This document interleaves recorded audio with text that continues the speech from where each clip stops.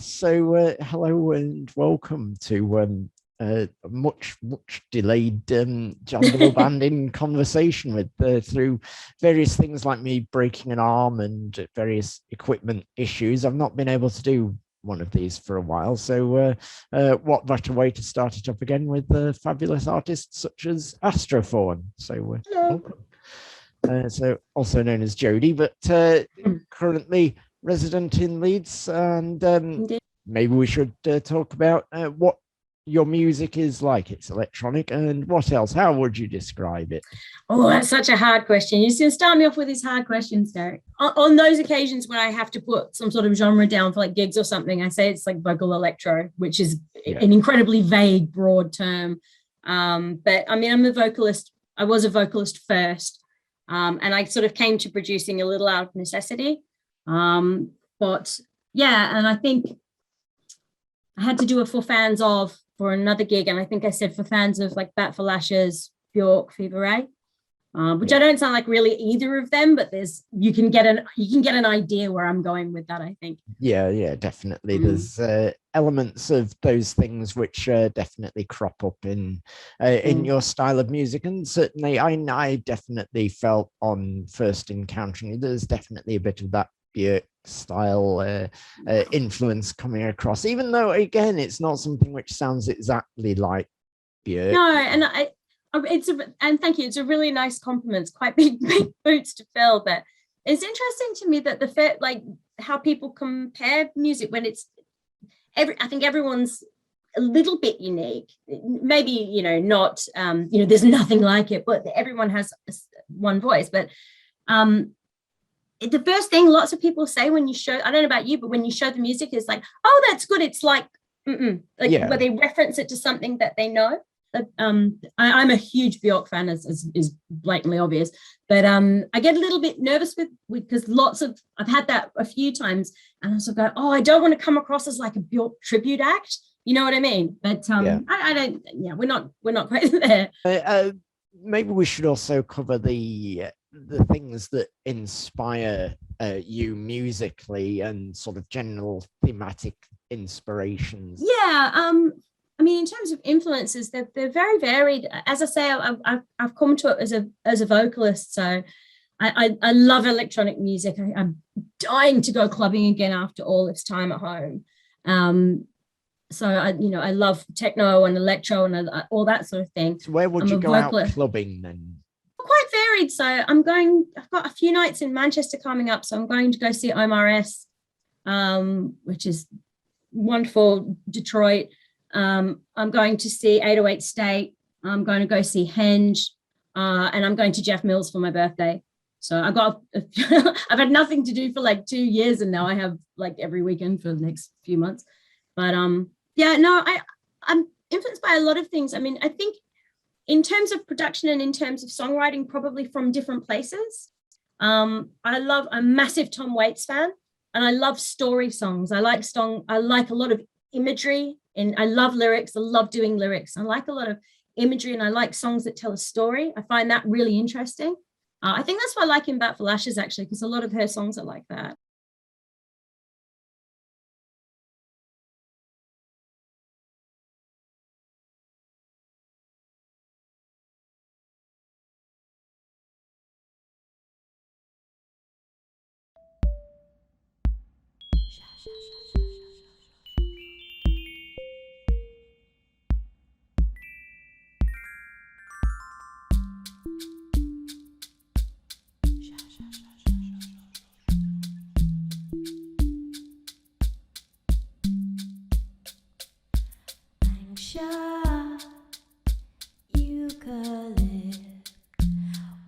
Water lily, jasmine.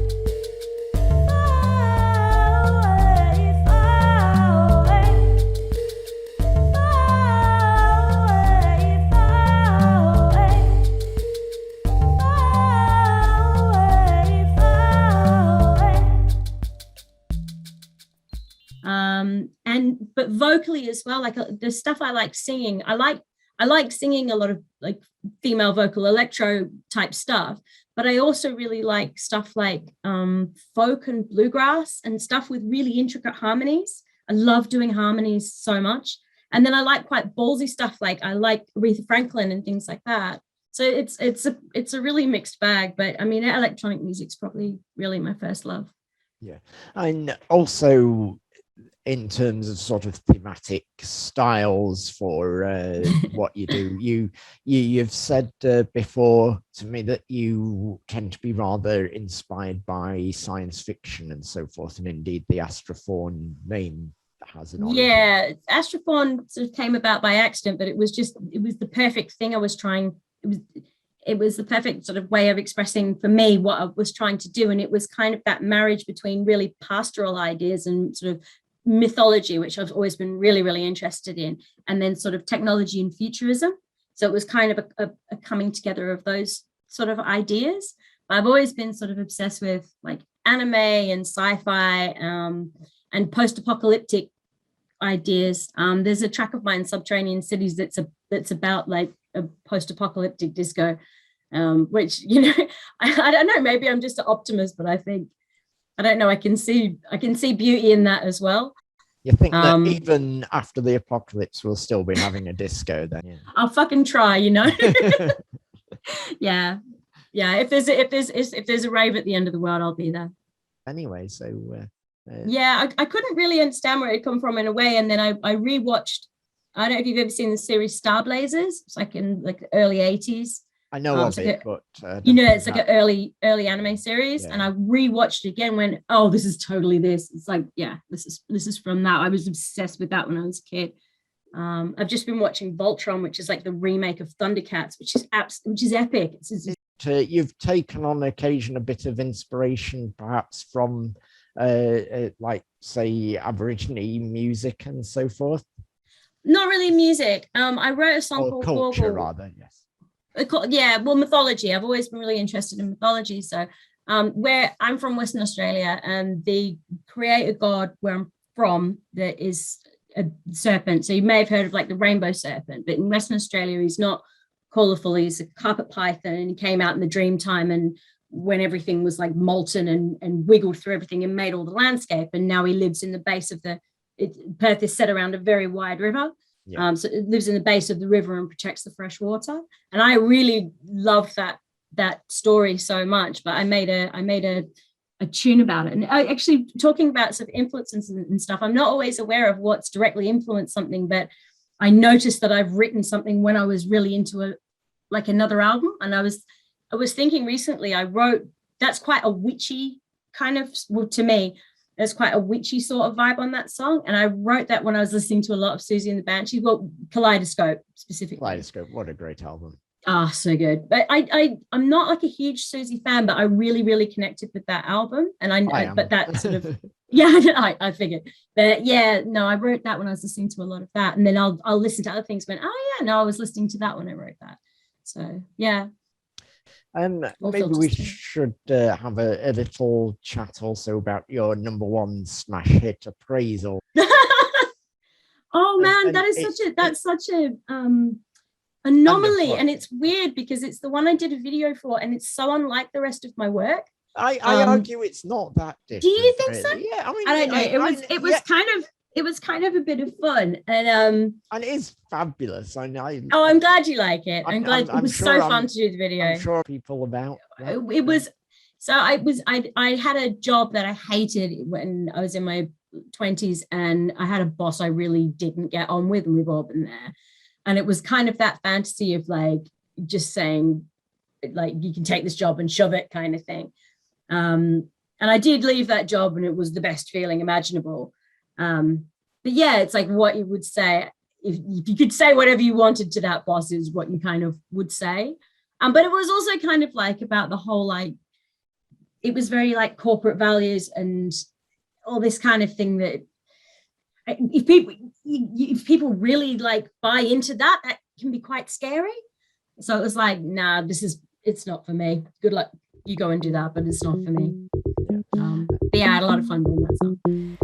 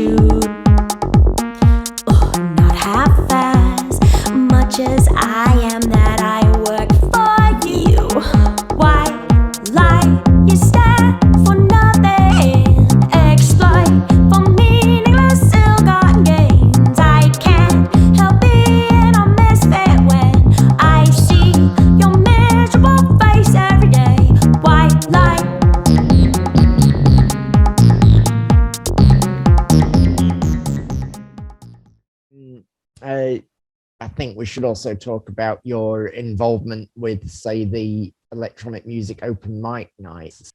Oh, that's just the best. I miss that. I miss that scene so much. And there's a few dates have come up I couldn't make, but I'm hoping to be at EMOM York in September. But yeah, I found that in a really funny way, because I was doing a few gigs that in Leeds that were like 4 acoustic guitar acts and then me, and that doesn't work brilliantly. No. That audience is not my audience particularly. And I was really just looking for other people doing, and I still am really looking for people doing vocal electronica. There's a lot of people doing electronica and fewer people that I see doing vocal stuff. So if you are those people, I want to see you. So say hello. But I went to a gig in Eiger Studios called We Don't Play Guitars, and it was women doing electronica. So I was like, oh my God, I'm going. And I went on my own. And I met a woman called Gemma Fries from her band, Jewel, who blew me away. And I chatted to them after and said this like, oh, I'm trying to play, but it's just everything in Leeds I'm finding is like acoustic guitar. And they're like, you need EMOM, you need to contact Martin Christie. So Martin Christie, the founder of EMOM, who's just the most wonderful guy, I tracked him down and found EMOM in Leeds. And it was just, I was like, oh, these are my people. So yeah, and I've played quite a lot of those nights, and I got released with them, and I met just fantastic people doing that. So I'm really looking forward to doing that again. Yeah, and if anyone hasn't been to an EMOM, you need to go. If you're at home making music in your bedroom, come out. We want you. We welcome you. Yeah, it's a very friendly, welcoming environment, very supportive. So yeah. Maybe we should talk of what's next for Astrofaun, what's coming up. Well, I don't know about anybody else, but like the whole pandemic and thing really kind of knocked my confidence a lot. And I don't know why. It's not like a logical thing, but I think just being alone for such a long time.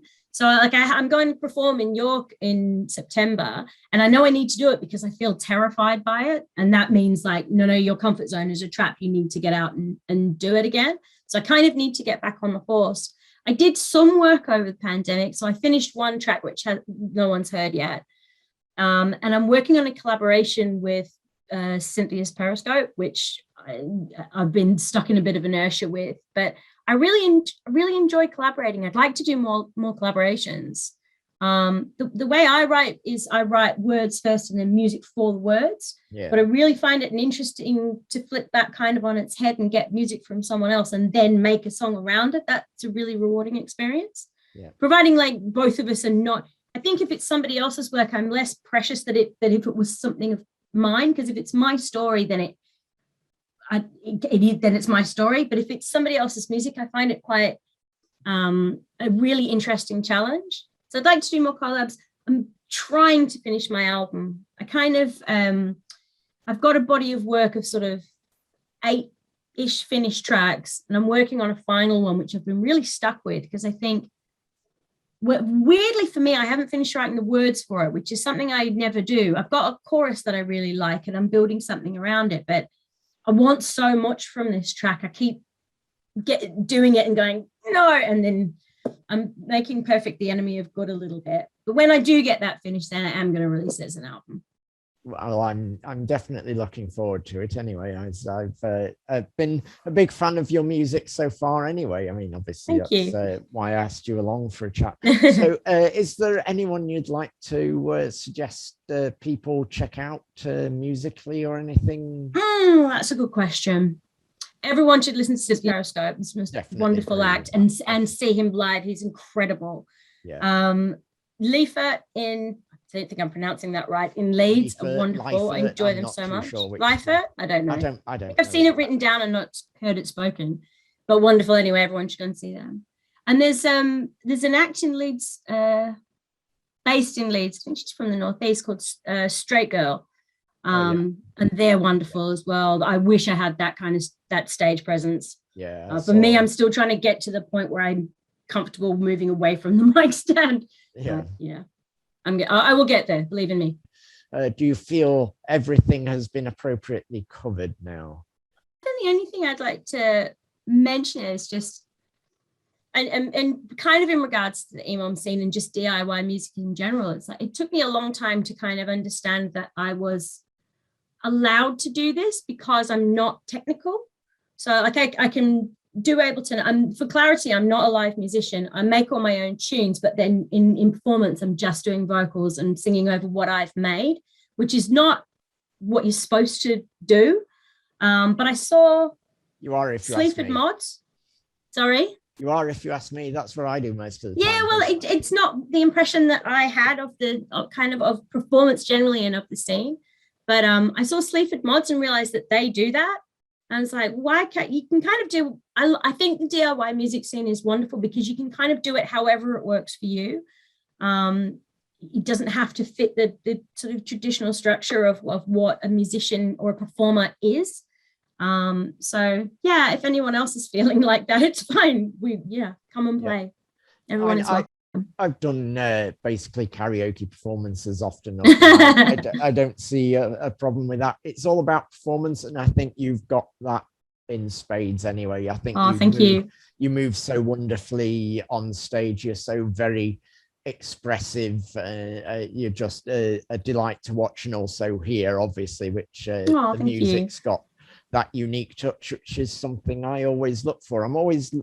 So much music I hear in almost any scene, I just think, well, that's kind of been done, but I hear something different and unusual and exciting in what you do. So that's why I wanted to have a chat and also try and get other people aware of it a bit more, because it's something exciting. So thank you. Thank you, Astrofaun / Jodi, for joining me for a chat. And thanks for having me.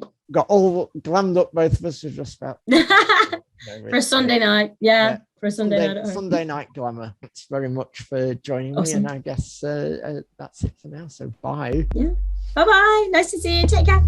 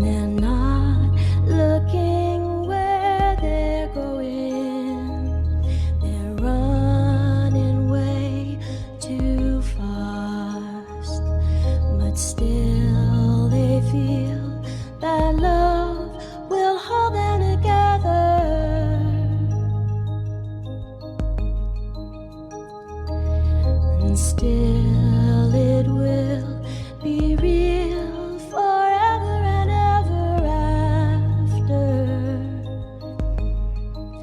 One girl is waiting outside the walls for one boy to meet her there.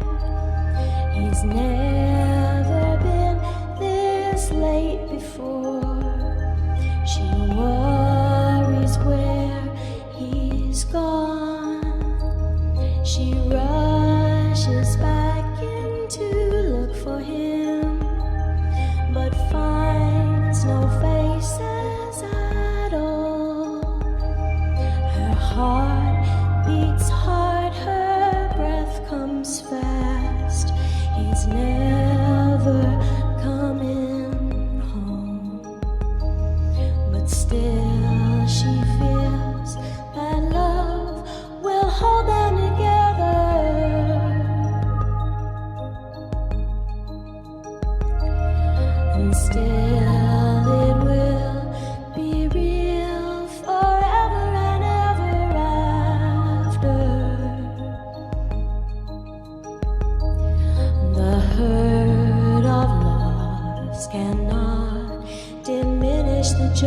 that you were here. For time takes not from love. Once it has existed, it cannot unbe.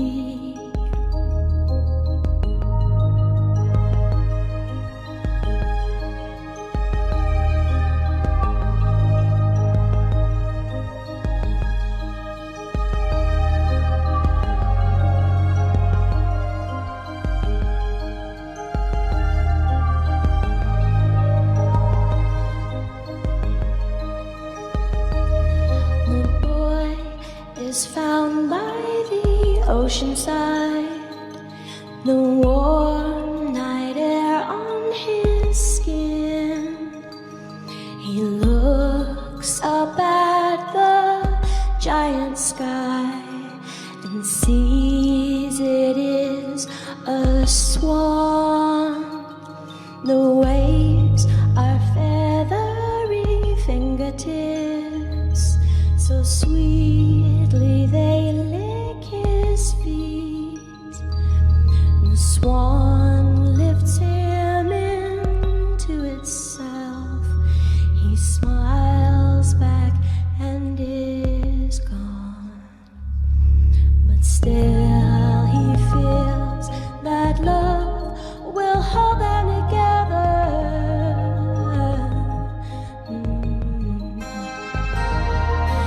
Still it will be real forever and ever after. The hurt of loss cannot diminish the joy that you were here. For time takes not from love. Once it has existed, it cannot unbe. And still we feel that love holds all this together.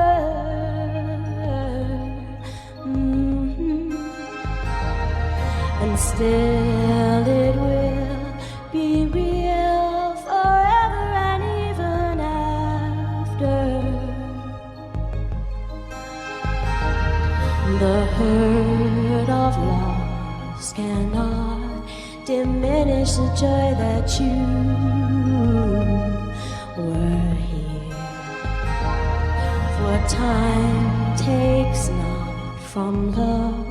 Once it has existed, it cannot unbe.